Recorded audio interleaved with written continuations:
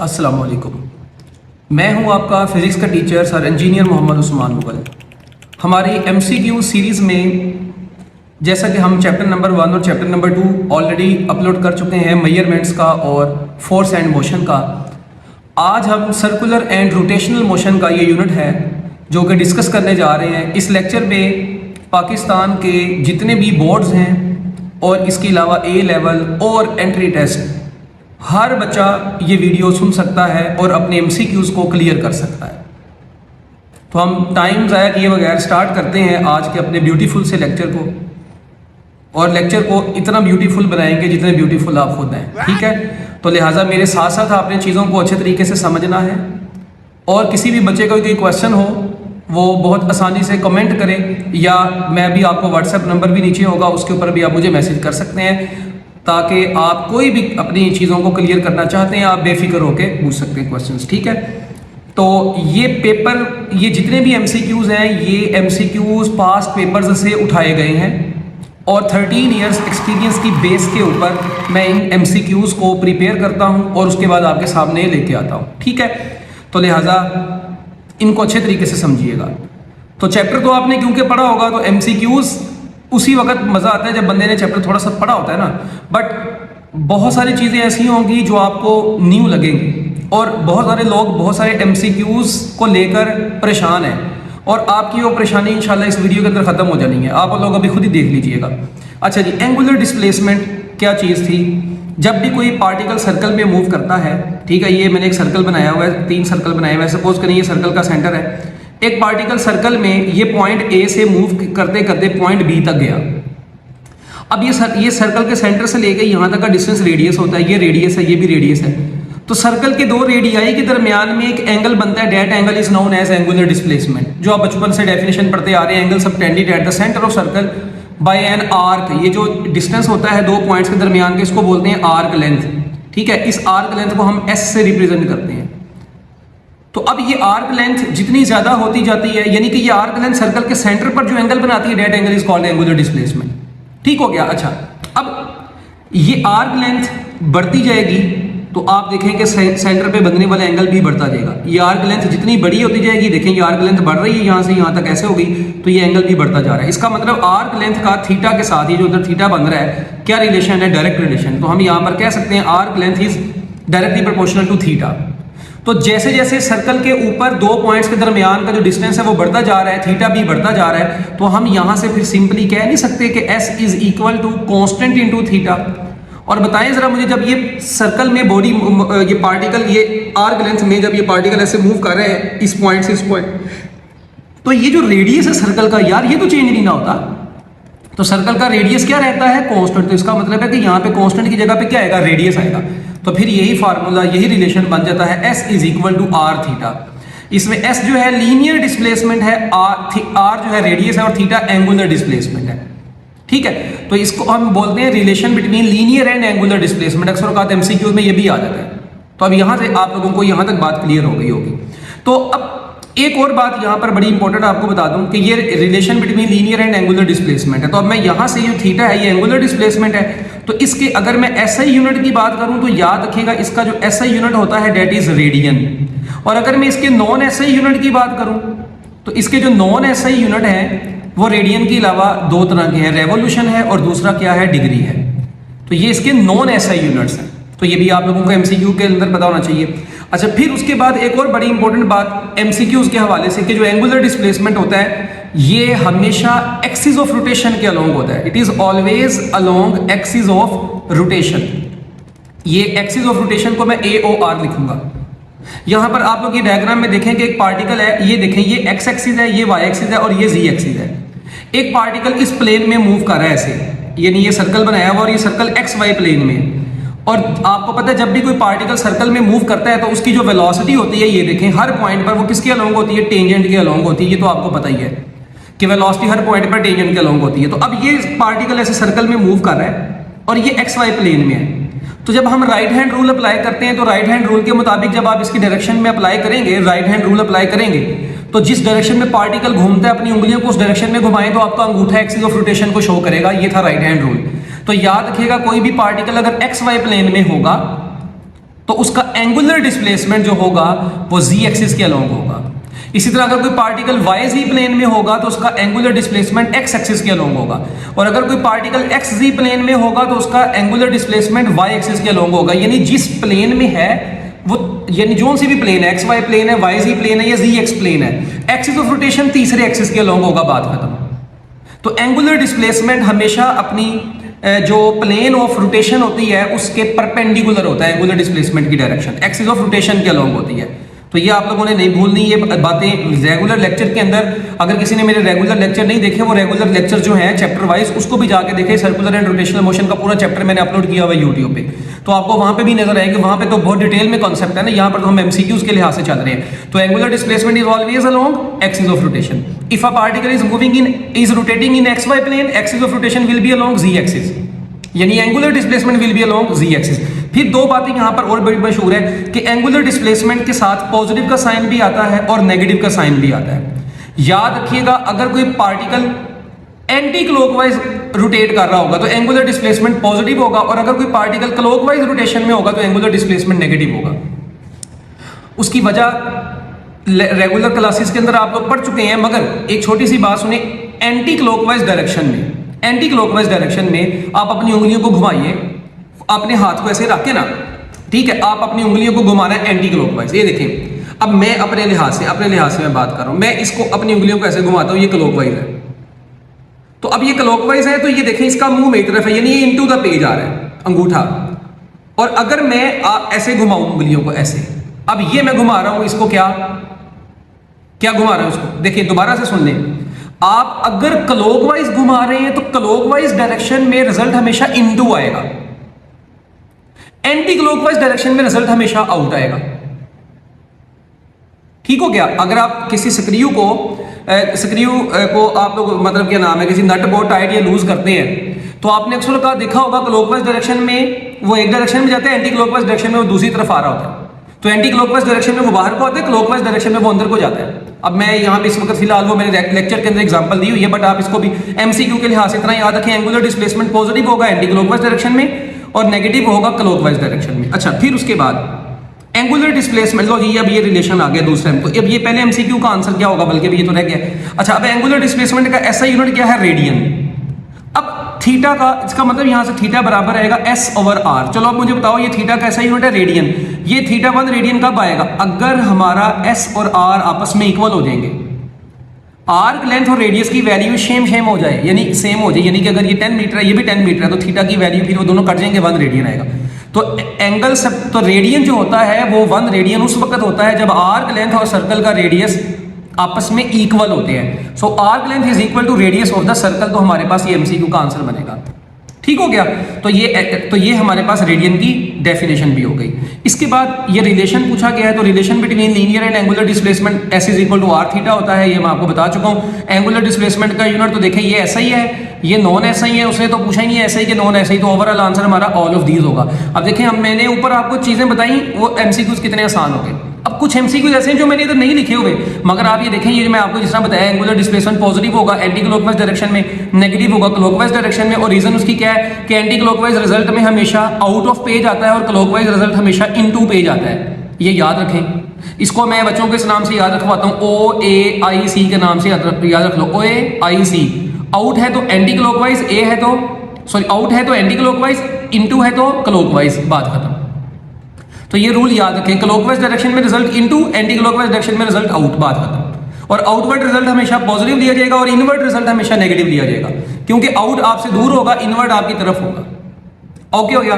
तो लो जी, ये इसके बाद अब हम थोड़ी सी बात को आगे लेकर चलते हैं। एंगुलर डिस्प्लेसमेंट कौन सी क्वांटिटी है, स्केलर है या वेक्टर क्वांटिटी है? तो याद रखिएगा, ये लार्ज एंगल्स के ऊपर वेक्टर के लॉज को फॉलो नहीं करता, स्मॉल एंगल्स के ऊपर ये वेक्टर लॉज को फॉलो करता है। तो स्मॉल वैल्यूज के ऊपर it is treated as vector quantity, और लार्ज एंगल्स के ऊपर ये वेक्टर लॉज को फॉलो, वेक्टर एडिशन को फॉलो नहीं करता। यानी स्मॉल एंगल्स के ऊपर इसमें एंगुलर डिस्प्लेसमेंट्स के ऊपर हम वो कम्यूटेटिव प्रॉपर्टी लगाएं, θ1 + θ2 इज इक्वल टू θ2 + θ1 लगती है। लार्ज एंगल्स के ऊपर ऐसा नहीं होता। अब क्यों नहीं होता, कैसे नहीं होता, that is not our discussion. ये पूरा एक लॉन्ग क्वेश्चन है, पूरा एक टॉपिक है। तो बस एमसीक्यू के लिहाज से इसको आप ज़हन में रखें। अब 1 रेडियन इज इक्वल टू, लो जी, अब इसके लिए भी बड़े एमसीक्यूज हैं। देखिए एक जो होता है ना, पहले तो है 1 रेवोल्यूशन में 2 पाई रेडियन होते हैं। 1 revolution is equal to 2 pi radian, एक बात तो ये है, ठीक है, एक मिनट, 1 रेवोल्यूशन 2 पाई रेडियन के बराबर होता है। फिर और 1 रेवोल्यूशन जो होता है वो 360 डिग्री के बराबर भी तो होता है। ओके, तो अगर मैं इन दोनों को आपस में कंबाइन कर दूं तो मैं कह सकता हूं 360 degree is equal to 2 pi radian. तो अब मैं अगर यहां से क्या काम करता हूं, ये 2 पाई को इधर लाके डिवाइड कर देता हूं, तो 1 radian is equal to 360 degree divided by 2 pi. तो 360 को 2 से काटें, 180 degree divided by pi. Pi की जगह 3.14 पुट करें, डिवाइड करें, 57.3 डिग्री आपका आंसर आएगा। तो 1 रेडियन जो होता है वो 57.3 डिग्री होता है। ये शॉर्ट क्वेश्चन भी है आपका, लगता है आज शॉर्ट क्वेश्चन भी हो गया भाई, ठीक है, इसको कहीं पे नोट कर लेना। 1 रेडियन इक्वल टू 57.3 डिग्री होता है। अच्छा, मगर इसी तरह फिर यहाँ पे एक क्वेश्चन ये भी बनता है, अब मैं तो इस वक्त 2 पाई को इधर लेके आया था, अगर मैं ऐसे करता 1 डिग्री निकाल लेता तो 1 डिग्री बराबर आना था 2 पाई डिवाइडेड बाय 360 इंटू रेडियन, ठीक है। अब इसको काटो तो ये बचता है पाई ओवर 180 रेडियन, क्या ख्याल है, और ये बनता है 0.0174 रेडियन। तो 1 डिग्री जो होता है वो 0.0174 रेडियन होता है और 1 रेडियन 57.3 डिग्री होता है। अब आपने इसको नहीं भूलना। अब यहीं से चलो, अब मैं आपको एक और एमसीक्यू बताता हूं, इसी से एमसीक्यू एक और बताता हूं, क्या याद करोगे। देखो ये जो हमारे पास है ना अपना, क्या नाम है, किधर गया ये, अगर मैं आप लोगों से एमसीक्यू सिंपल सा पूछता हूं, ये 5वें एमसीक्यू में से निकाल रहा हूं मैं, ठीक है, कि 30 डिग्री कितने रेडियन के बराबर होता है। 30 डिग्री कितने रेडियन के बराबर होता है। अब देखें, डिग्री से रेडियन में जाना हो तो ये देखें, अगर 1 डिग्री किसके बराबर है, pi over 180 radian, pi over 180 radian. तो आप क्या काम करें, सिंपली 30 यहीं पे रहने दें और डिग्री की जगह पर लगा दें पाई डिवाइडेड बाई, यानी 30 को लिख सकते हैं, 30 डिग्री को लिख सकते हैं 30 इंटू 1 डिग्री। तो 1 डिग्री होता है पाई ओवर 180, तो ये 0 0 से कटेगा, तो ये पाई बाय 6 और साथ में आ जाएगा रेडियन। और अगर उसने फ्रैक्शन में पूछा होगा तो पाई की जगह 3.14 पुट करके तो 6 से डिवाइड कर लेना, आपका आंसर आ जाएगा, ठीक है। तो इस तरीके से आप लोग कर सकते हैं इस एमसीक्यू को। अच्छा, अब मैं अगर एक और एमसीक्यू पूछता हूं इसी से रिलेटेड एक और एमसीक्यू पूछ लेते हैं। देखें, अगर आपके पास यूं लिखा हो कि भाई मेरे पास जो है ना वो 10 radian is equal to how many degree, तो अब मेरी बात सुनो, 10 रेडियन को डिग्री में कैसे कन्वर्ट करेंगे, तो भाई ये 10 इधर ही रहने दो। 1 रेडियन किसके बराबर होता है, 1 रेडियन बराबर होता है 57.3 डिग्री, तो आपका आंसर कितना आ जाएगा, 573 डिग्री आ जाएगा। अब अगर उसने इस तरह की फॉर्म में नहीं दिया होगा तो आप 180 डिग्री ओवर पाई पुट कर देंगे, 180 डिग्री ओवर पाई होगा तो वो बन जाएगा 1800 डिग्री ओवर पाई। तो इस तरीके से मतलब आप इन एमसीक्यूज को कर सकते हैं। तो आपको कन्वर्जन से रिलेटेड एमसीक्यू आ सकता है पेपर में, वो मैंने आप लोगों को बता दिया है, ठीक है। तो degree to radian, radian to degree, और 1 डिग्री में कितने रेडियन है, 1 रेडियन में कितना डिग्री है, ये जनरल बातें, ठीक है। इसी तरह अगर मैं आप लोगों से कहता हूं एक और एमसीक्यू में आप लोगों को कहता हूं 100 डिग्री कितने रेडियन के बराबर होगा, 100 डिग्री कितने रेडियन के बराबर होगा। अब देखें, आपको पता है ये 100 वैसे ही रहने दें। अच्छा, उसके बाद उसने क्या पूछा है जी, रेडियन में, तो 1 डिग्री किसके बराबर होता है, 0.0174 रेडियन, ठीक है। तो अब आप इसको जब 100 से मल्टीप्लाई करवाओगे तो ये 1.74 रेडियन बन गया। तो ये भी आपका एमसीक्यू लगते हाथ हो गया। तो भाई एमसीक्यू को समझें, ठीक है। जहां पे ना पता चले वीडियो को बैक करें, आपके साथ पास वीडियो मौजूद है, आप इसको बैकवर्ड करके सुने। टाइम जरूर ज्यादा लग रहा है, बट मैं आपको गारंटी देता हूं इंशाल्लाह अगर आप इन चीजों को कर देंगे तो भाई पेपर में बम्बू मोल बनेगा, एमसीक्यूज बम हो जाएंगे तुम्हारे, ठीक है। ओके, इसके बाद अब बात आती है जी एंगुलर वेलोसिटी। एंगुलर वेलोसिटी क्या होती है, time rate of change of angular displacement. So ये हमारे पास आ गया omega is equal to theta over T, sorry omega is equal to theta over T. So हमारे पास ये एमसीक्यू का आंसर बनेगा सी, चार्ली। अब 1 रेवोल्यूशन पर मिनट, अच्छा अब आपको पता है जो एंगुलर वेलोसिटी होती है इसका यूनिट रेडियन पर सेकंड होता है, एसआई यूनिट। इसका एसआई यूनिट देखें, थीटा का यूनिट रेडियन, टाइम का सेकंड, तो इसका एसआई यूनिट क्या होता है, रेडियन पर सेकंड होता है, ये पहले ही आपको बता दूं। और अदर यूनिट्स में फिर रेडियन, रेवोल्यूशन पर मिनट, रेडियन पर minute, revolution per hour, radian per our, यानी रेडियन पर सेकंड के अलावा कोई एक भी इनमें से चेंज हो गया तो वो बन जाएगा नॉन एसआई, बात खत्म। बैक करके ना जो मैं बातें नहीं लिख रहा उनको खुद लिख लिया करें, ठीक है, किसी रजिस्टर के ऊपर, ताकि आपको याद रहे कि एमसीक्यू जो यहाँ पर नहीं भी लिखा मगर बोल दिया गया, इट मींस वो भी इंपॉर्टेंट है। अगर मैं ऐसा लिखना शुरू कर दूंगा तो 150 एमसीक्यू बन जाएगा। ठीक है, इससे भी ज्यादा बन जाएगा। तो रेडियन, तो ये रेडियन पर सेकंड इसका एसआई यूनिट है। अच्छा, एक और बात ऊपर रहेगी, एंगुलर डिस्प्लेसमेंट की डायमेंशन, सॉरी, एंगुलर डिस्प्लेसमेंट जो होता है ना, इसकी डायमेंशंस देखो, थीटा इज इक्वल टू क्या था, एस ओवर आर। तो जब मैं डायमेंशन की बात करूंगा, ऊपर भी लेंथ है नीचे भी लेंथ है, तो कट जाएगा, तो डायमेंशन लेस। तो याद रखना एंगुलर डिस्प्लेसमेंट की कोई डायमेंशन नहीं होती थी, ये मैं आपको पहले भी बता चुका हूं चैप्टर नंबर 1 में भी। तो एंगुलर डिस्प्लेसमेंट की कोई डायमेंशन नहीं होती। अच्छा, तो एंगुलर वेलोसिटी की क्या होंगी फिर? तो अब एंगुलर वेलोसिटी की क्या होगी? देखो, angular velocity theta over T, तो थीटा की तो कोई डायमेंशन नहीं है, तो एंगुलर वेलोसिटी की डायमेंशन नीचे टी है, तो टी ऊपर जाएगा, तो टी की पावर -1। तो ये फ्रीक्वेंसी वाली बन गई है। तो जो डायमेंशन फ्रीक्वेंसी की होती हैं वही डायमेंशन एंगुलर वेलोसिटी की भी होती है। देखो, ये भी एक एमसीक्यू बन गया इसके अंदर से। और एंगुलर वेलोसिटी की जो डायरेक्शन है ये भी किसके अलोंग होती है? ये भी हमेशा एक्सिस ऑफ रोटेशन के अलोंग ही होती है। It is always along axis of rotation. ठीक हो गया। चलो अब हम बात करते हैं अगली। अब उसने कहा है कि 1 रेवोल्यूशन पर मिनट। अब सारी ऑप्शन में देखिए रेडियन पर सेकंड है, इसका मतलब 1 रेवोल्यूशन किसके बराबर होता है? 2 पाई रेडियन। और 1 मिनट कितने सेकंड के बराबर होता है? 60 सेकंड। तो अब ये क्या बचेगा? पाई बाय 30 और यूनिट आ जाएगा रेडियन पर सेकंड। तो आपके पास आंसर बन जाएगा पाई बाय 30, बट देखिए यहाँ पर नहीं है, तो 2 पाई ओवर 60 कहीं पे है, तो 2 पाई ओवर 60 है, तो आपके पास आंसर है डेल्टा। Okay, next. तो angular velocity for daily rotation of earth in radian per hour, word पे गौर करें। अब रेडियन पर आवर में उसने खुद बोल दिया, तो भाई तुम करो, तुम्हारे सर पे ईंट बजी, तुम्हें टेंशन किस चीज की है, करो। अच्छा, अब एंगुलर वेलोसिटी का फार्मूला क्या होता है? जल्दी जल्दी बता दो, थीटा ओवर टी। अच्छा, अब उसने बोला डेली रोटेशन, एक रोटेशन, आपको पता है थीटा एंगुलर डिस्प्लेसमेंट, तो इसका मतलब है 1 रेवोल्यूशन। 1 रेवोल्यूशन किसके बराबर होता है? 2 पाई रेडियन के बराबर होता है। उसने रेडियन भी पूछा हुआ है, थीटा। उसके बाद है per hour, radian per our. तो अब आवर में, अब देखें डेली रोटेशन, डेली रोटेशन, तो इसका मतलब एक दिन की रोटेशन। एक दिन का जो टाइम पीरियड होता है, एक दिन में टोटल कितने घंटे होते हैं? 24 घंटे। तो 24 घंटे, तो अब देखें ये 2 पाई को 24 से डिवाइड करें, और ये रेडियन पर आवर साथ में यूनिट आ गए। इसको आगे सोल्व करने की जरूरत नहीं, बस 2 पाई ओवर 24, तो वो कितना बन जाएगा? Pi by 12। सो कौन सी ऑप्शन है हमारे पास? तो pi by 12 radian per our, आपके पास आंसर आ गया। ओके, नेक्स्ट है angular speed, angular speed of minute hand. आपको पता है कोई भी जो होती है घड़ी, अब घड़ी में आप एक मिनट, इसको मैं थोड़ा ऐसे कर लूँ। हाँ, अब घड़ी में 3 तरह की सुइयां होती हैं ना, ये तो पता ही होगा ना यार, कि ये भी नहीं पता। अब ये भी मैं बताऊं। अच्छा, मिनट हैंड होती है, सेकंड हैंड भी होती है, आवर हैंड भी होती है। वैसे तो तुम लोगों ने आजकल डिजिटल वॉच रखी होगी, ठीक है। हाँ, तो इसमें कहाँ पे तुम टाइम देखते हो? चलो, मम्मी डैडी बच्चे हो। अच्छा, मिनट हैंड का जो टाइम पीरियड होता है ना, याद रखें, एक रेवोल्यूशन में वो कितने मिनट कवर करती है? एक रेवोल्यूशन में, एक रेवोल्यूशन में 60 मिनट कवर करती है। सेकंड हैंड एक रेवोल्यूशन में 60 सेकंड कवर करती है। ओवर हैंड एक रेवोल्यूशन में 12 घंटे कंप्लीट करती है।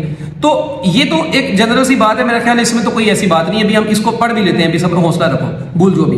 Angular speed of minute hand. अच्छा, एंगुलर स्पीड निकालनी है, एंगुलर स्पीड निकालनी है, तो भाई एंगुलर स्पीड का फार्मूला क्या होता है जी? थीटा ओवर टी, हमें तो यही पता है। अच्छा, मिनट हैंड, पहले तो सबसे देखें, मिनट हैंड एक रेवोल्यूशन में, एक रेवोल्यूशन में 2 पाई रेडियन होते हैं। अच्छा, अब मिनट हैंड एक रेवोल्यूशन में कितने मिनट कवर करती है? 60 मिनट कवर करती है, तो रेडियन पर मिनट में आ जाएगा। तो देखो, ये 2 को इससे काटो तो कितना बनेगा? Pi by 30।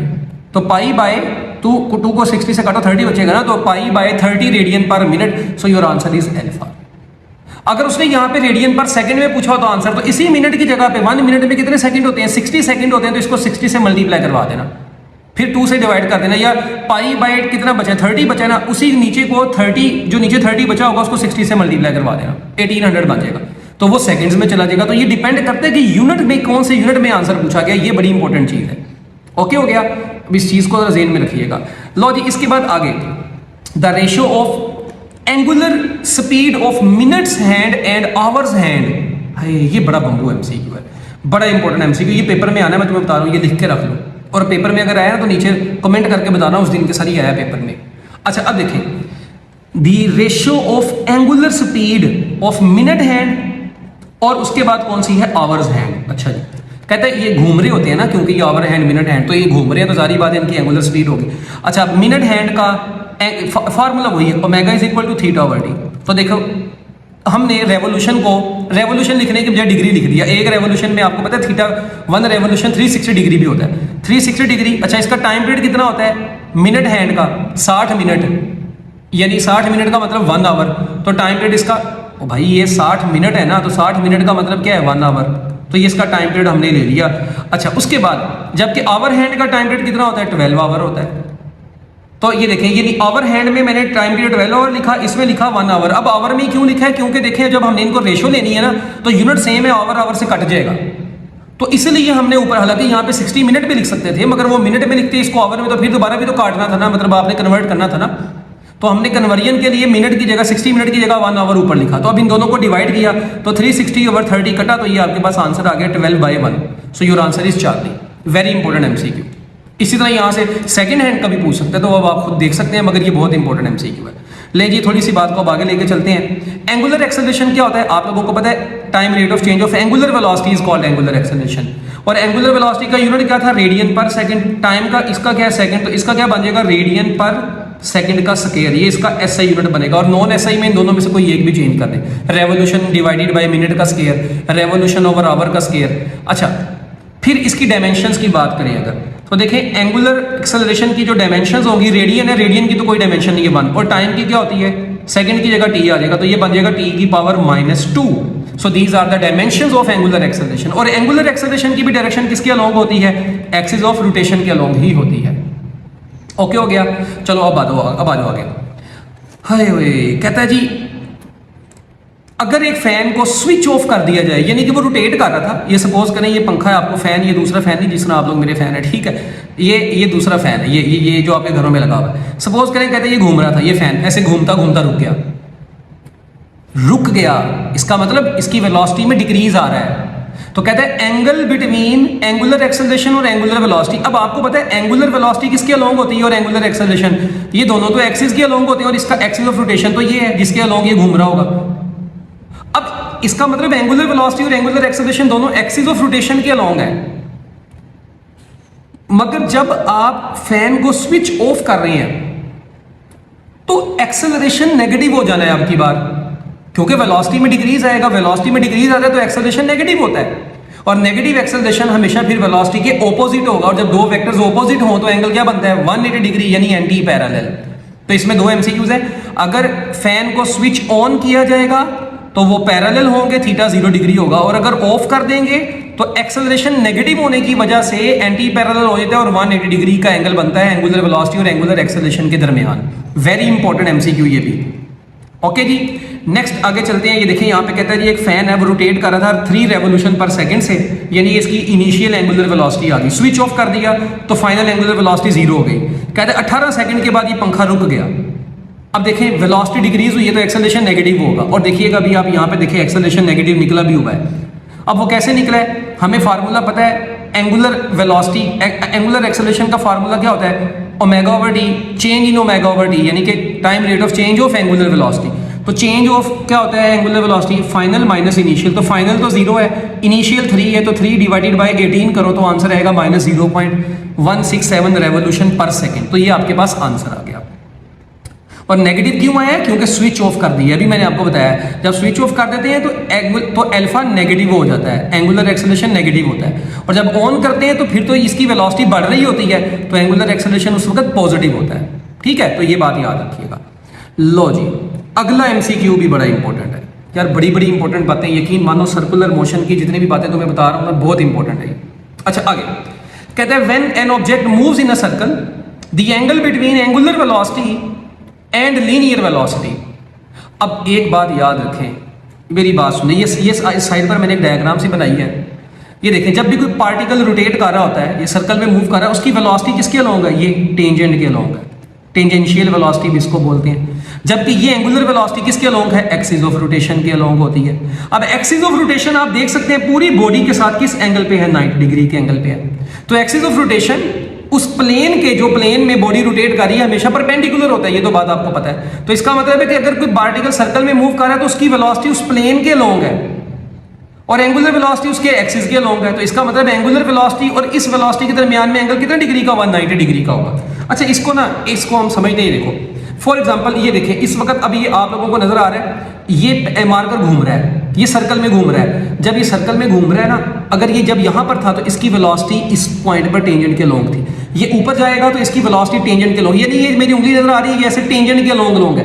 अब ये जो वेलोसिटी है ना, ये जो मेरी उंगली है, ये क्या है, ये क्या है, टेंजेंशियल वेलोसिटी है। ठीक है, अच्छा अब मजे की बात सुनो, ये पेन नजर आ रहा है, ये वाला, ये इसका एक्सिस ऑफ रोटेशन है। तो आप देखें कि ये जो उंगली है, ठीक है, इसकी जो ओवरऑल प्लेन है वो यू बन रही है, यानी कि अगर मैं पूरी उंगली की एक रोटेशन बनाऊं तो वो पूरा सर्कल बनता है। तो जबकि ये पेन, ये वाला पेन एक्सिस सर्कल के परपेंडिकुलर नहीं है, तो इसका मतलब सर्कुलर मोशन के साथ एक्सिस का एंगल 90 डिग्री का बनता है। तो सर्कुलर मोशन में हर टेंजेंशियल वेलोसिटी का एक्सिस के साथ एंगल 90 डिग्री का बनता है। तो ये बहुत इंपॉर्टेंट एमसीक्यू है। एंगुलर वेलोसिटी और लीनियर वेलोसिटी के दरमियान में एंगल 90 डिग्री का होता है। इसी तरह एक्सेलरेशन एंड एंगुलर एक्सेलरेशन, इनके दरमियान में भी एंगल 90 डिग्री का होता है, ये याद रखिएगा। तो वेलोसिटी एंड एंगुलर वेलोसिटी के दरमियान में भी एंगल 90 डिग्री का होता है, और ये एक्सेलरेशन यानी टेंजेंशियल एक्सेलरेशन और एंगुलर एक्सेलरेशन के दरमियान में भी एंगल 90 डिग्री का होता है। तो ये भी बड़ा इंपॉर्टेंट एमसीक्यू बन गया इसके लिहाज से। ठीक है, अच्छा, और इधर फिर एक और बड़ी इंपॉर्टेंट बात आपकी बुक में, फिर वो आप रिलेशन पढ़ते हैं V is equal to R omega, और एक पढ़ते हैं A is equal to R alpha, ये दो भी पता होना चाहिए। इसको बोलते हैं relation between linear and angular velocity, इसको बोलते हैं relation between linear and angular acceleration. तो कभी कभी आपको ओमेगा और आर दिए होते हैं, V पूछा होता है, कभी कभी V और R दिया होता है, ओमेगा पूछा होता है। तो it depends upon the nature of the question. ठीक है, अभी आएगा भी आगे, बल्कि क्वेश्चन आ भी जाएगा एक। अच्छा, अब अगली बात, ये याद रखिएगा, वेक्टर फॉर्म में V is equal to omega cross R होता है, और A is equal to alpha cross R होता है। ये आप लोगों को इसकी वेक्टर फॉर्म भी पता होनी चाहिए, ये भी वेक्टर फॉर्म पूछी जाती है, आपकी बुक में नहीं लिखी मगर ये पूछी जाती है, तो ये आप लोगों को पता होनी चाहिए। ठीक है, अच्छा, जिस तरह L is equal to R cross P होता है ना, एंगुलर मोमेंटम, ठीक है, टॉर्क इज इक्वल टू क्या होता है, R क्रॉस F होता है। ठीक है, तो ये आप लोगों को बिल्कुल ये वेक्टर फॉर्म्स पता होनी चाहिए जुबानी। लो जी, इसके बाद आगे चलते हैं, हमारे पास ये बड़ा मशहूर सवाल है, a body rotating in a circle of radius 0.5 metre, लो जी रेडियस दे दिया है, और एंगुलर स्पीड कितनी दे दी है, 10 रेडियन पर सेकेंड।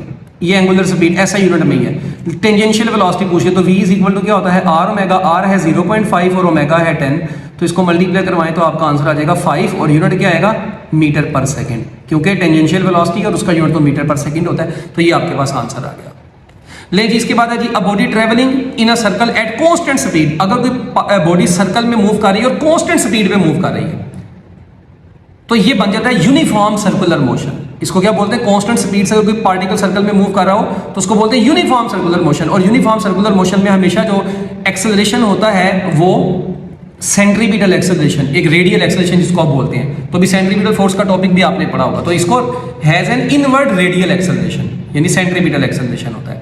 उसके बाद, अ stone at the end of a long string is wild in a vertical circle at a constant speed, the tension in the string will be minimum when the stone is. अब ये देखें, book में ना ये topic नहीं है, अब ये एक अलहदा से टॉपिक है और ये काफ़ी डिटेल्ड टॉपिक है, और इस डिटेल टॉपिक की एक बड़ी खूबसूरत सी वीडियो है यूट्यूब के ऊपर, मेरी इसका लिंक मैं डिस्क्रिप्शन में दे दूंगा। अगर किसी बच्चे को ये टॉपिक डिटेल में देखना हो वहाँ पे जाके देख ले। हाँ, इन एमसीक्यूज के लिहाज से अगर कोई शॉर्टकट है वो मैं आपके सामने भी बता देता हूँ आपको। ये आपको नजर आ रही है, पूरा व्हाइट बोर्ड वाला लेक्चर है, ये पूरी आपको वीडियो मिल जाएगी, अगर आप देखना चाहें वो भी देख सकते हैं। अच्छा, कहता है जी, a stone at the end of एक पत्थर। अच्छा, एक पहले तो आपको हॉरिजॉन्टल और वर्टिकल सर्कल देखें, हॉरिजॉन्टल सर्कल होता है यूं ऐसे, वर्टिकल सर्कल होता है अगर आप ऐसे ऐसे घुमा रहे हो, ऐसे ऐसे घुमा रहे हो हॉरिजॉन्टल, ऐसे ऐसे घुमा रहे हो तो वर्टिकल सर्कल। ठीक है, तो अच्छा, अब वो कहता है जी वर्टिकल, ये हॉरिजॉन्टल सर्कल में ना स्पीड हर जगह पे कांस्टेंट होती है, काइनेटिक एनर्जी भी कांस्टेंट होती है, टेंशन इन द स्ट्रिंग भी कांस्टेंट होती है, और जो टेंशन होती है वो सेंट्रीपिटल फोर्स के बराबर होती है। ये मैं क्विकली बता रहा हूँ चीजें, ठीक है, हॉरिजॉन्टल सर्कल में। अच्छा, जबकि वर्टिकल सर्कल की बात करें तो वर्टिकल सर्कल में जो वेलोसिटी होती है हर पॉइंट पर डिफरेंट होती है। टॉप, अब देखिए ना, ये अगर वर्टिकल सर्कल है तो ये टॉप होगा, यहाँ पे बॉटम है, दरमियान में कहीं पे मिड भी है। तो वर्टिकल सर्कल में हमारे पास टॉप, बॉटम और मिड, ये 3 पॉइंट आते हैं, और इन तीनों पॉइंट्स पर स्पीड डिफरेंट होती है। तो याद रखिएगा, जो टॉप होता है, टॉप पॉइंट पर स्पीड होती है √GR, R रेडियस है सर्कल का। मिड पॉइंट पर V is equal to √3GR होती है। और अगर आप चाहते हैं कि ये कैसे आई तो भाई वो आप उस वीडियो को देख लीजिएगा, वरना हमारे पास इसी में तो बहुत टाइम लग जाएगा, 3 घंटे की तो यही बन जाएगी। तो V is equal to √5GR, ये हो गया हमारे पास टॉप, मिड और बॉटम की बात होगी। अच्छा, फिर अगली बात, टेंशन इन द स्ट्रिंग, रस्सी में जो टेंशन होती है ना, याद रखिएगा बॉटम पर जो टेंशन होती है वो मैक्सिमम होती है। ठीक है, वेट का मतलब वेट के डबल हो जाती है, डबल ऑफ वेट भी आती है, कई जगह पर लिखा हुआ है। और मिड पर जो मिड में जो टेंशन होती है वो सेंट्रीपिटल फोर्स के बराबर ही होती है, ठीक है। और बॉटम जो टॉप होता है, टॉप पर जो टेंशन होती है वो मिनिमम होती है। तो टॉप पर टेंशन मिनिमम होती है, बॉटम पर मैक्सिमम होती है और मिड पे मतलब सेंट्रीपिटल फोर्स के बराबर होती है। और स्पीड, तो स्पीड सबसे ज़्यादा कहाँ पे है? बॉटम पे। आप देख रहे हैं √5 GR है। सबसे कम कहाँ पे? मिनिमम कहाँ पे है? टॉप पे। तो ये भी याद रखिएगा। तो ये 6 MCQs आपके सामने है। तो जहाँ पे टेंशन ज़्यादा होगी वहीं पे रस्सी के टूटने का चांस होगा ना। तो याद रखिएगा, कहता है वर्टिकल सर्कल में रस्सी के साथ आपने पत्थर को बांध के वर्टिकल सर्कल में घुमा रहे हैं, तो टेंशन कहाँ पे मिनिमम होगी? तो टेंशन मिनिमम कहाँ पे होगी? At the top of the circle. और अगर यहीं पे वो क्वेश्चन पूछते टेंशन मैक्सिमम कहाँ पे होगी या रस्सी के टूटने के चांस कहाँ पे होंगे, तो बॉटम पे होंगे। ठीक हो गया। तो ये 3 4 बल्कि 6 7 MCQs इसी में कवर हो जाते हैं। इसके बाद अगली बात करते हैं जी, ये बड़ा इंपॉर्टेंट सवाल है, ये एक्सरसाइज में भी है जी। अ बोतल of soda water is graced from the neck and swung briskly in a vertical circle. चलो जी, ये देखो, कहता है एक सोडा वाटर सोडा की बोतल है, ठीक है जी, ऐसे सपोज करो ये, और आपने क्या काम किया, उसको पकड़ के ना वर्टिकल सर्कल में ऐसे घुमाना शुरू कर दिया यूं। अच्छा, अब उसको वर्टिकल सर्कल में कहता है near which portion of the बोतल do the bubbles collect. Bubbles कहां पर कलेक्ट होंगे? देखिए, आप मेरी बात सुनिए, याद रखें, आपको पता है ये सर्कल में सेंट्रीपिटल फोर्स लग रही होती है। अब जब आप इसको सर्कल में घुमा रहे होंगे इस बोतल को पकड़ के, तो इसमें जो सोडा वाटर होगा ना वो जाएगा हमेशा, आपको पता है सेंटर से, सेंट्रीफ्यूगल फोर्स की वजह से सेंटर से अवे जाएगा। तो अब जो सोडा है वो तो जाएगा कहां पर? सेंटर से, मतलब ये नेक है, इसकी नेक यहाँ पे गर्दन से आप पकड़ के इसको ना सर्कल में घुमा रहे हैं। तो अब होगा क्या, जो सोडा वाटर है वो तो नेक से दूर जाएगा, यानी कि वो बोतल की अंदर की तरफ जाएगा। तो जो बबल्स होंगे फिर वो किस तरफ आएंगे? बोतल से बाहर की तरफ आएंगे, और बाहर की तरफ क्या है? नेक है। तो इसका मतलब बबल्स सारे के सारे कहां पर कलेक्ट हो जाएंगे? Near the neck of the बोतल। तो आपके पास MCQ का आंसर है डेल्टा। ये बड़ा इंपॉर्टेंट MCQ था, मैं आपको बता रहा हूं, ठीक है। ये आप सेंट्रीफ्यूगल फोर्स की जो वो प्रॉपर्टीज भी पढ़ते हैं ना, सेंट्रीफ्यूगल फोर्स, वो जो लाइटर पार्टिकल्स हैं और डेंसर पार्टिकल्स है, क्रीम सेपरेटर, तो उस तरह का भी कॉन्सेप्ट इसमें आप यूज कर सकते हैं। बट इतनी बात याद रखें कि जो सोडा वाटर है वो क्या काम करेगा? बोतल क्योंकि सर्कल में घूम रही है, ठीक है, तो जो सोडा वाटर है उसमें सेंट्रीफ्यूगल फोर्स की वजह से उन्होंने जाना है किसकी तरफ? बैक, बोतल में पीछे की तरफ जाना है। और जो बबल्स हैं उन्होंने बोतल के गर्दन की तरफ आना है, और गर्दन ही तो वहां पर हमारी क्या बनी हुई है? पिवट बनी हुई है उसका, ठीक है। तो इसका मतलब बबल्स कहां पर कलेक्ट होंगे? Near the neck of the बोतल। उसके बाद कहते हैं every point of R rotating rigid body. अच्छा, ये सपोज करें ये एसी का ये है, ठीक है, रिमोट, मैं इसको घुमा रहा हूँ, नीचे गिर गया बच गया, ठीक है। अच्छा, वैसे भी हम पाकिस्तानी कौम ऐसे कर करके इसको चलाते हैं। अच्छा, अब यहाँ पर आप देखें, ये यहाँ पे बटन नजर आ रहे हैं, मैं इसको घुमाता हूँ। मैं जब इसको घुमा रहा हूँ तो आप देख रहे हैं कि कोई ऐसा बटन जो ना घूम रहा हो, सारे घूम रहे हैं। इसका मतलब जिस वेलोसिटी से पूरी बॉडी घूम रही है उसी वेलोसिटी से उसका हर पार्टिकल घूम रहा है। मुझे बताओ, तुम गाड़ी में बैठे हो, गाड़ी जा रही हो 100 km/h, और तुमको नहीं, मैं बैठा हूँ 70 km/h, पैसे थोड़ी है, ठीक है। जिस स्पीड पे गाड़ी जा रही है उसी स्पीड पे तुम जा रहे हो ना। तो जिस स्पीड से ये घूम रहा है एंगुलर वेलोसिटी से, उसी एंगुलर वेलोसिटी का हर पार्टिकल घूम रहा है। तो इसका मतलब अगर कोई रिजिड बॉडी रोटेट करती है अपने एक्सिस के गिर्द, तो उस बॉडी के हर पार्टिकल की एंगुलर वेलोसिटी, एंगुलर डिस्प्लेसमेंट और एंगुलर एक्सेलरेशन आपस में सेम होते हैं, मतलब सेम वैल्यूज के होते हैं तीनों, ठीक हो गया। तीनों की वैल्यू सेम नहीं होती, मतलब हर पार्टिकल के तीनों सेम होते हैं, ओके। अच्छा जी, इसके बाद तो इसका मतलब है सेम एंगुलर वेलोसिटी, तो आंसर है डेल्टा, सॉरी अल्फा। ले जी, अब सेंट्रीपिटल फोर्स की तरफ चलते हैं। काफी टाइम गुजर चुका है, मगर ये जो बातें आपको मैं बताई है ना पिछले आधे घंटे में, ये बहुत काम की, ये कम से कम 60-70 MCQs बनते हैं। आओ अब आगे, कहते हैं जी, a body of mass 8 kilogram moves in a circle of radius 4 metre और स्पीड है 8 मीटर पर सेकंड। तो सेंट्रीपिटल फोर्स का फार्मूला सीधा फार्मूला बचपन से पढ़ते आ रहे हैं, v²/r। तो भाई मैस कितना है? 8 है, v कितना है? 8 है, उसका स्केयर ले लो, और नीचे कितना है? रेडियस 4 है, तो 4 दूनी है कितना बन जाएगा? 2, और 8 का स्केयर कितना बनेगा? 64, ठीक है। तो 64 को इसको मल्टीप्लाई करवाओ तो ये कितना आ जाएगा? 128 newton. So your answer is bravo. अब कैलकुलेटर पे चेक करना, ठीक है ना? हाँ, अच्छा, इसके बाद mass and speed of a body is doubled and radius is also doubled. तो सेंट्रीपिटल फोर्स, तो देखो सेंट्रीपिटल फोर्स न्यू बन जाएगी क्या? अगर आप मैस को डबल कर रहे हैं तो 2m लगा दें, स्पीड को डबल कर रहे हैं तो 2v लगा दें, बाहर स्केयर अपनी जगह पे, रेडियस को भी डबल कर दिया है तो 2r लगा दो। अब ये 2 तो 2 से कट गया तो बच गया m, 4v स्केयर ओपन कर दो और नीचे r, तो ये 4 को साइड पे ले जाओ, M V square over R बचा, और ये ओल्ड वाली सेंट्रीपिटल फोर्स, तो जो न्यू सेंट्रीपिटल फोर्स आई वो पहले से 4 गुना बढ़ के आई है, तो 4 गुना को क्वाड्रपल बोलते हैं। 1/4 हो तो क्वार्टर बोलते हैं, 4 टाइम्स हो तो क्वाड्रपल बोलते हैं, ये भी याद रखिएगा। Okay nice. तो आपकी हमसे होगा आंसर है 4। सेंट्रीपिटल फोर्स परफॉर्म्स, लो जी सेंट्रीपिटल फोर्स। अब मेरी एक बात याद रखें, सेंट्रीपिटल फोर्स जो होती है किसी भी पार्टिकल में हमेशा जब सर्कल में मूव करता है towards the centre of the circle लगती है, जबकि उस पार्टिकल का डिस्प्लेसमेंट हमेशा किसके अलोंग होता है, टेंजेंट के अलोंग होता है। तो सेंट्रीपिटल फोर्स और डिस्प्लेसमेंट के दरमियान में एंगल कितना डिग्री का बना, 90 डिग्री का। अब W इज इक्वल टू क्या होता है, एफ डी कोस थीटा, तो एफ डी कोस 90 डिग्री, कोस 90 डिग्री जीरो होने की वजह से वर्क डन जीरो। तो याद रखिएगा centripetal force does not perform any work done by centripetal force is zero. Very important MCQ. It is just a deflecting force, जो circle में किसी पार्टिकल को डिफ्लेक्ट करके बेंड करके रखती है, ये बेंडिंग फोर्स है, ठीक है। ये वर्क नहीं करती, उस पार्टिकल की वर्क से मुराद है उसकी एनर्जी चेंज नहीं करेगी, ये जस्ट उसके पाथ को सर्कल में बेंड करके रखती है। लो जी आ जाओ। हो आरटी में थोड़ा सा पानी पी लूँ यार, तुम भी भाई सांस ले लो, ठीक है। ब्रेक कर लो 5 मिनट की, लेक्चर को स्टॉप कर लो और ब्रेक कर लो खुद, ठीक है।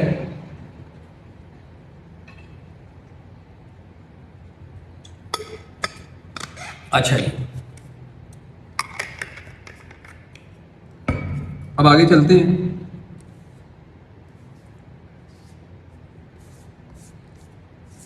पानी नीचे गिर गया, चलो। अच्छा जी भाई, सैटेलाइट्स, ऐसे सैटेलाइट्स क्या है, मैन मेड ऑब्जेक्ट्स हैं जो आर्टिफिशियल सैटेलाइट्स हैं, ठीक है। ऐसे ऑब्जेक्ट्स जो जमीन के गिर्द गेड़ालाइजेशन करते हैं। Objects that revolve around the earth are called satellites. जो नेचुरली है वो नेचुरल सैटेलाइट्स है, मून है, अर्थ है, ठीक है, सन है। और जो आर्टिफिशियल है वो मैन मेड सैटेलाइट्स होते हैं, जो हमने खुद बनाए हुए, जो हमने खुद स्पेस में भेजे हुए हैं। तो कहते हैं जो लो फ्लाइंग सैटेलाइट्स होते हैं उनकी क्रिटिकल वेलोसिटी कितनी होती है, वो 7.9 किलोमीटर पर सेकंड होती है। और इसका फार्मूला नीचे दिया भी हुआ है, v = √gr होता है। अब देखिए ये टॉपिक आपने पढ़ा, ये तो आसान चीज़, जो आसान सी चीज़ है ना उसके ऊपर हम बहस नहीं, डिटेल में नहीं जाएंगे आगे, ठीक है। जहाँ पे मुझे पता था ना कि बहुत ज़्यादा काम की बात थी वहाँ पे मैं खुद ही बता चुका हूँ, ठीक है। तो ये बेसिक चीज़ें हैं। तो सैटेलाइट्स में दूसरी बात, सैटेलाइट्स में जो एक्सेलरेशन होता है, सेंट्रीपिटल एक्सेलरेशन, वो ग्रेविटेशनल एक्सेलरेशन होता है। सैटेलाइट्स में जो सेंट्रीपिटल फोर्स होती है वो ग्रेविटेशनल फोर्स के बराबर होती है। उन्हीं को सोल्व करके तो ये v = √gr निकलता है। देखो कैसे, सेंट्रीपिटल एक्सेलरेशन का फार्मूला क्या होता है, v² r = g। तो यहाँ से v निकालो, v = √gr ही आएगा, ठीक है। तो ये बेसिक सी चीज़ है। उसके बाद जो सैटेलाइट होता है उसको अपनी रोटेशन, अब सैटेलाइट जब जमीन के गिर्द रोटेट कर रहा होता है तो उसके टाइम पीरियड का फार्मूला होता है, टाइम पीरियड का फार्मूला होता है 2πr डिवाइडेड बाय v। अब v हमने भी देखी है 7.9 किलोमीटर पर सेकंड होती है, ठीक है। r यहाँ पर बेसिकली जब हम small capital R radius of the earth की बात कर रहे हैं, यहाँ पर पुट कर देते हैं, तो सोल्व करते हैं उसको, तो हमारे पास ये पूरी कैलकुलेशन आपने लॉन्ग क्वेश्चन में की हुई है। तो कैलकुलेशन के बाद हमारे पास आंसर आता है 84 मिनट या 5060 सेकंड। तो आपका आंसर बनता है बोथ ए एंड सी, ठीक है। तो ये टाइम पीरियड का फार्मूला भी, आप टाइम पीरियड की वैल्यू भी पता होनी चाहिए, यानी जो आर्टिफिशियल सैटेलाइट है वो 84 मिनट में अपना एक गेड़ा पूरा करता है, और किस वेलोसिटी से, 7.9 किलोमीटर पर सेकंड से अगर मूव कर रहा होगा तो। अब मैंने यहाँ पे रेडियस स्मॉल r की जगह कैपिटल R क्यों ज्यूम किया है, बेसिकली होता है ये r+h, मगर ये रेडियस बहुत बड़ा होता है h के मुकाबले में, जो लो फ्लाइंग सैटेलाइट है, क्योंकि लो फ्लाइंग की हाइट बहुत कम होती है। तो r वेरी ग्रेटर होता है h से, इसलिए हम h को इग्नोर करके सिर्फ r की वैल्यू इधर पुट करते हैं और यहाँ पे सोल्व कर लीजिएगा, यही आएगा अप्रोक्सीमेटली, ठीक है, एग्जैक्ट वैल्यू नहीं आती। लेकिन जी इसके बाद ऑर्बिटल वेलोसिटी, कोई भी सैटेलाइट अपने ऑर्बिट में मूव करे उस वेलोसिटी को orbital velocity, the tangential velocity to put a satellite into its orbit is called orbital velocity. और ऑर्बिटल वेलोसिटी का फार्मूला होता है √gm डिवाइडेड बाय r+h, या हम इसको simply √gm divided by r भी तो लिख रहे होते हैं, स्मॉल r, वो स्मॉल r की जगह पे r+h होता है। तो बताएं ये स्पीड जो है वो स्क्वायर रूट r के इनवर्सली प्रोपोर्शनल है। तो हम कह सकते हैं स्क्वायर रूट ऑफ रेडियस के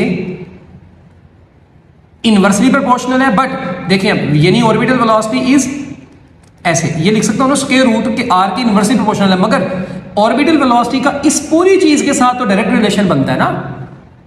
तो स्क्वायर रूट ऑफ 1/r के साथ डायरेक्ट रिलेशन है, इनवर्स रिलेशन सिर्फ स्क्वायर रूट r के साथ है।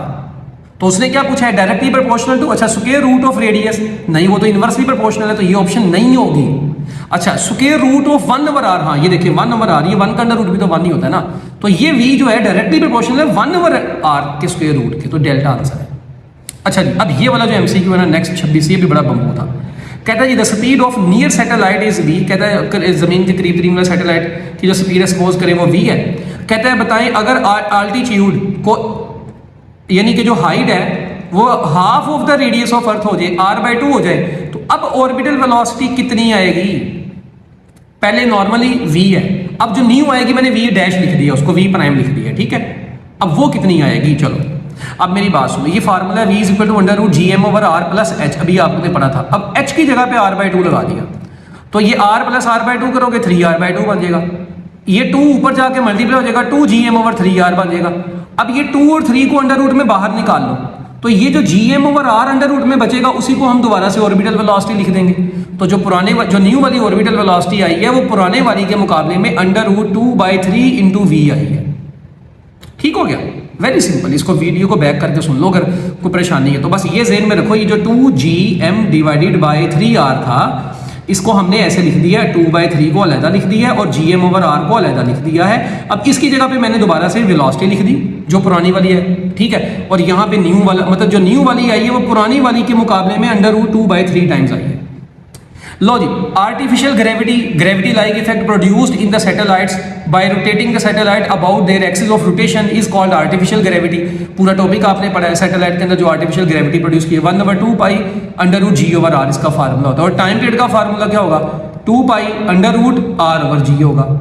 यहाँ पे r जो है सैटेलाइट का रेडियस है, ये भी याद रखिएगा, इस फार्मूले में r सैटेलाइट का रेडियस होता है।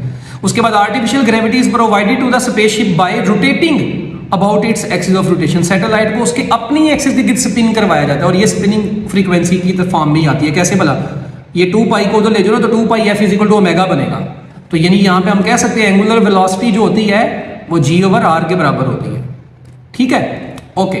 उसके बाद सैटेलाइट का जो कहता है acceleration for freely falling body का एक्सेलरेशन ग्रेविटेशनल एक्सेलरेशन होता है, नीचे को आ रही होती है तो पॉजिटिव 9.8 मीटर/सेकंड होता है, ठीक है। ले जी, इसके बाद है अपना the force that keeps a satellite in its orbit around the earth is called gravitational force. की वजह से तो अपने ऑर्बिट में बंद रहते हैं। The apparent weight of a person inside N orbiting satellite is 0। इसको हम बोलते हैं वेटलेसनेस की कंडीशन।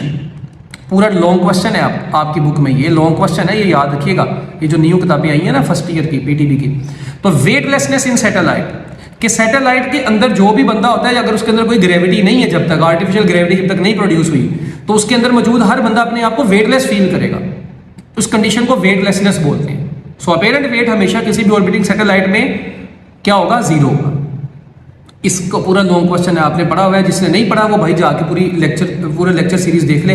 मैं कोशिश करता हूँ, बल्कि ये काम करूंगा कि इसकी जो प्ले लिस्ट है ना वो भी मैं नीचे मेंशन कर दूँ, ठीक है ना, डिस्क्रिप्शन में। तो डिस्क्रिप्शन भी खोल के देख लिया करें ना। अच्छा जी, उसके बाद मूवमेंट ऑफ इनर्शिया।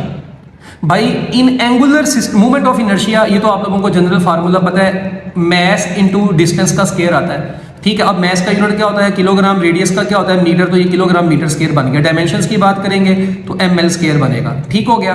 तो ये तो बड़ी जनरल सी बातें हैं। तो अब यहाँ से एक और बात भी थी कि जो हम फार्मूला पढ़ते थे F = ma, ठीक है। एंगुलर मोशन में यही फार्मूला, फोर्स की जगह पर टॉर्क आ जाता है, मैस की जगह पे मूवमेंट ऑफ इनर्शिया आ जाता है और ए की जगह पे अल्फा आ जाता है। यानी कि जो मूवमेंट ऑफ इनर्शिया है ना, ये मेन रोल प्ले करता है सर्कुलर मोशन में मैस की जगह पर। तो मैस की बजाय हम यहाँ पे मूवमेंट ऑफ इनर्शिया को स्टडी कर रहे होते हैं। तो हम ये एक फार्मूला भी बड़ा मशहूर है कि relation between torque, movement of inertia and angular acceleration है, टॉर्क = I α। तो टॉर्क का फार्मूला एक I α भी होता है, ठीक हो गया। तो ये याद रखिएगा। उसके बाद कहता है जी 30 किलोग्राम का एक मैस है, ठीक है, और सर्कल का रेडियस है 2 मीटर। बताओ वो बॉडी जो है ना सर्कल में मूव कर रही है तो उसका मूवमेंट ऑफ इनर्शिया कितना होगा। तो I = mr², क्योंकि है तो m की जगह पे 30 आ जाएगा, r की जगह पे 2 का स्क्वायर, तो 2 का स्क्वायर 4 30 कितना हो जाएगा, 120। तो आपके पास आंसर आ जाएगा 120 kilogram metre square, very simple.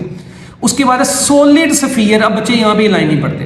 अगर आपको याद हो ना, बुक में आपने ना डिफरेंट ऑब्जेक्ट्स के मूवमेंट ऑफ इनर्शिया लिखे हैं, ठीक है। उसमें से स्फीयर का पहले ये देख लें, यहाँ पर लिखे भी हुए, ये देखें, जो थिन रॉड है उसका होता है 1/12 ml²। जो रिंग या हुप होता है, छल्ला जिसको बोलते हैं, उसका होता है mr²। उसके बाद सॉलिड डिस्क या जो सिलेंडर होता है उसका होता है 1/2 mr²। स्फीयर जो होता है ना, स्फीयर, सॉलिड स्फीयर, उसका होता है 2/5 mr²। तो लगते आती है MCQs तो हुए।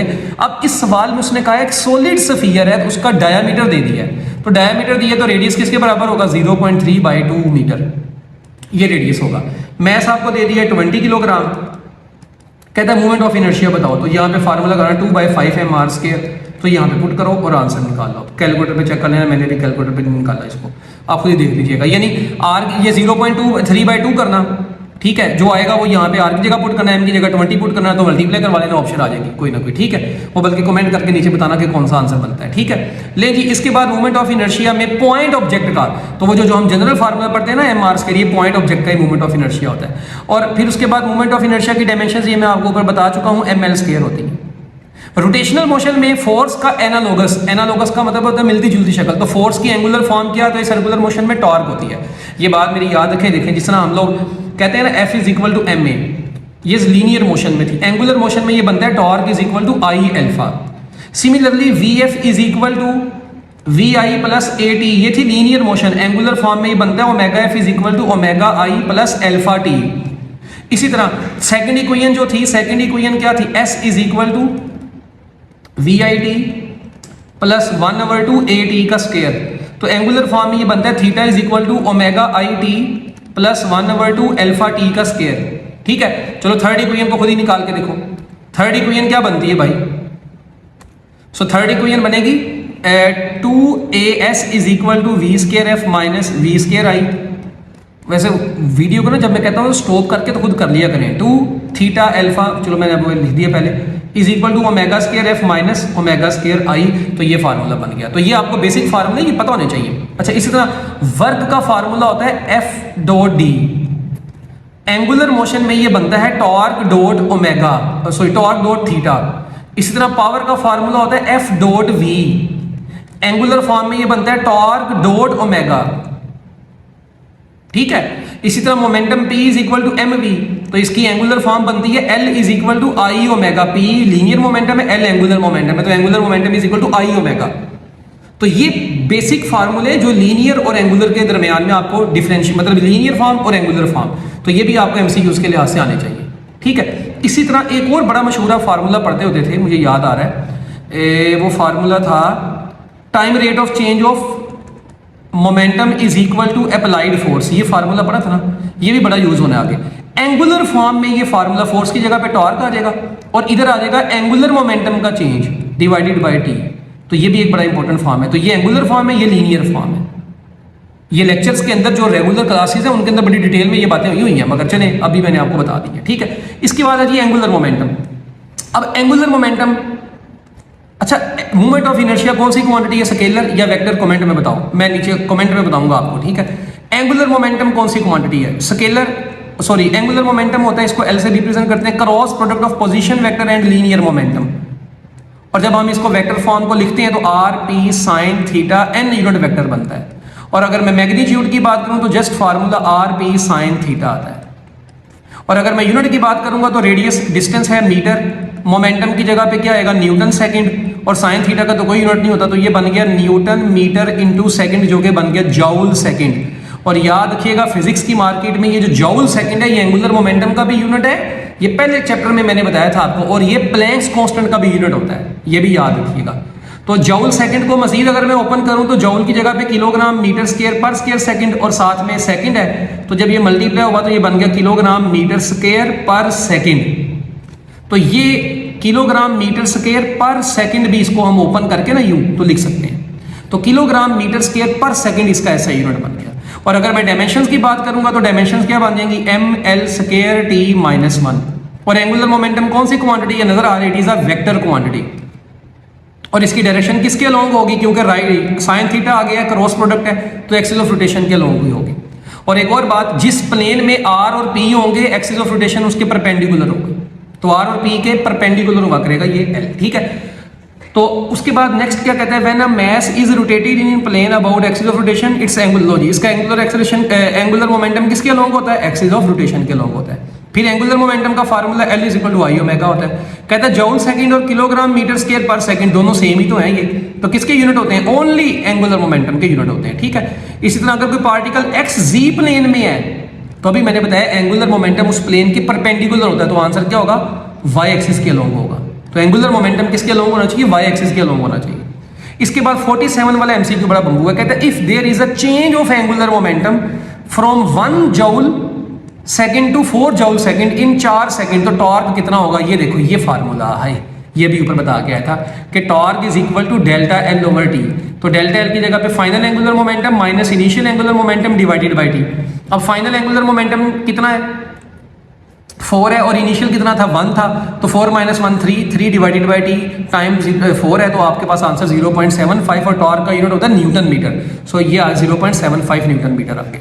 ओके, ले जी, इसके बाद है हमारे पास नेक्स्ट है the angular momentum of a body under a central force. Hi, central force कौन सी फोर्स होती है?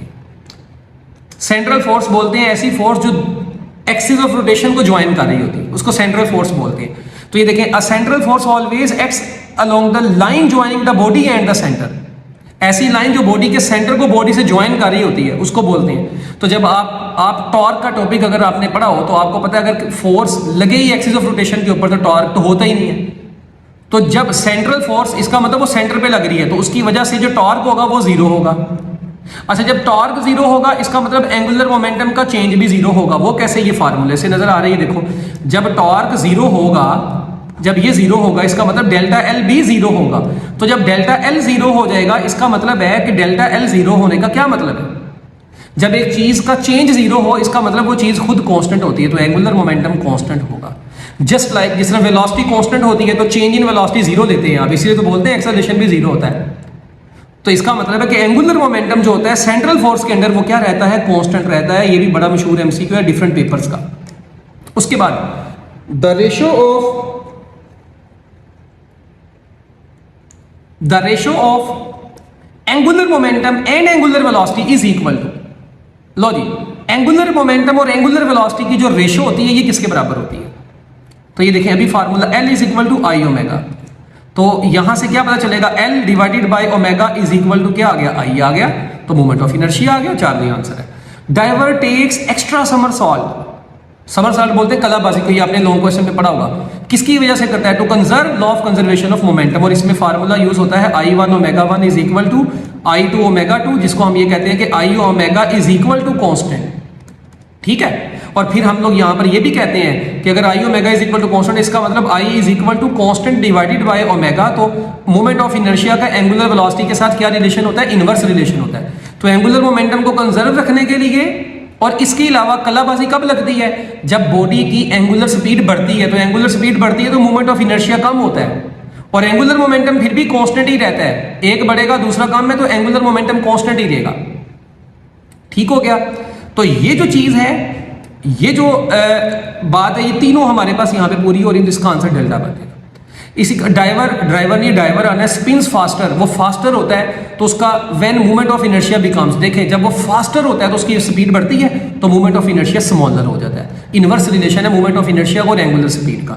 इसी तरह कहता है जी, in a gymnast standing on a rotating stool with his arms outstretched suddenly lowers his arms. देखें, कहते हैं एक बंदा है वो रोटेटिंग स्टूल के ऊपर बैठा तो उसने दोनों हाथ अपने ऐसे खोले हुए थे, अब वो रोटेट कर रहा था। कहते जब वो अपने हाथ को ऐसे सडनली क्या कर लेगा? लोअर कर लेगा अपने आर्म्स को, तो क्या फर्क पड़ेगा उसकी एंगुलर स्पीड के ऊपर? तो जारी बात है जब वो अपने हैंड्स को लो कर लेगा तो सर्कल का ओवरऑल रेडियस कम हो जाएगा, रेडियस डिक्रीज कर देगा। तो I इज इक्वल टू क्या होता है? M R square. रेडियस कम होगा तो मूवमेंट ऑफ इनर्शिया कम हो जाएगा, मूवमेंट ऑफ इनर्शिया कम होगा तो एंगुलर वेलोसिटी बढ़ जाएगी। तो इसका मतलब है इज एंगुलर वेलोसिटी इंक्रीज। तो करके देख लीजिएगा घर में, ठीक है। उसके बाद law of conservation of angular momentum किसके लिए अप्लाई होता है? डाइविंग के ऊपर भी होता है, जिम्नास्टिक्स के ऊपर भी, आइस स्केटिंग, हर छोटी माइक्रोस्कोपिक से लेके मैक्रोस्कोपिक ऑब्जेक्ट तक हर जगह पर हम इलेक्ट्रॉन के ऊपर भी एंगुलर मोमेंटम हर जगह पर अप्लाई कर सकते हैं, ऑल ऑफ दीज। और ये आपकी बुक की एक लाइन है, axis of rotation of an object will not change its orientation unless an external torque causes it to do so. जब तक देखें कोई भी बॉडी अपने एक्सिस ऑफ रोटेशन का ओरिएंटेशन उस वक्त तक चेंज नहीं करेगी जब तक उसके ऊपर कोई एक्सटर्नल टॉर्क एक्ट नहीं करेगा। जमीन सूरज के गिर्द घूम रही है, आज तक जमीन के ऊपर कोई ऐसा साइजेबल टॉर्क ही एक्ट नहीं किया जो इसके एक्सिस ऑफ रोटेशन को चेंज कर सके, तो इसलिए हमेशा वो घूम रही है अपने एक्सिस के गिर्द।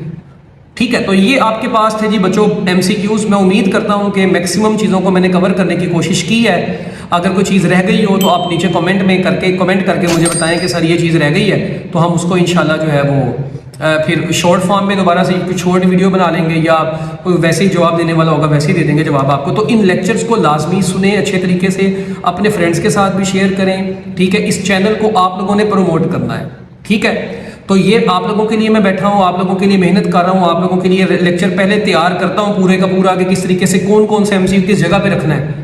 ये भी एक बड़ी टेक्निक होती है। अब अन्यवानी ने एमसीक्यूज रख दिए, तो एक टेक्निक, एक बड़ी एक अच्छे फिलॉसफी के तहत जो है ना सारे एमसीक्यूज तरतीब से रखे जाते हैं कि एक एमसीक्यू समझ आ जाए तो अगला ऑटोमेटिकली भी समझ आ जाए बच्चे, ठीक है। तो लिहाजा ये चीज़ें बड़ी इंपॉर्टेंट हैं, इनको मिस ना करें। ये आपके एंट्री टेस्ट तक आपका साथ देंगे, ठीक है। एंट्री टेस्ट तक आप ये मेरे लेक्चर खोल खोल के सुनेंगे और आपको याद आएंगी मेरी बातें के साथ बिल्कुल सही कहते थे, ठीक है जी। सो बेस्ट ऑफ लक, अल्लाह हाफिज़।